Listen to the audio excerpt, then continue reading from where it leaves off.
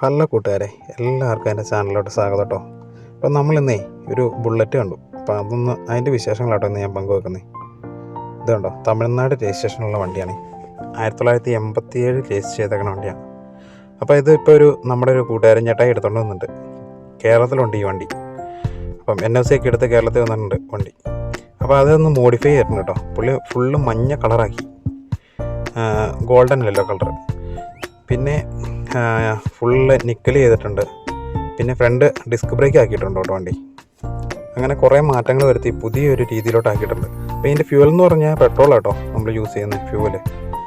അതുപോലെ തന്നെ എല്ലാ സാധനം A to Z അതിൻ്റെ ഫുള്ള് മാറി വെച്ചിട്ടുണ്ട്. ഫുള്ള് മെയിൻ്റനൻസ് ചെയ്ത് കഴിഞ്ഞപ്പം ഏകദേശം പുള്ളിക്കൊരു 1,50,000 രൂപ അടുത്ത് മുടക്ക് വന്നിട്ടുണ്ടെന്ന് പറഞ്ഞു കേട്ടോ. ഇതാട്ടോ ഫ്രണ്ട് ഡിസ്ക് ബ്രേക്ക് ആക്കിക്കണേ കണ്ടോ കേട്ടോ.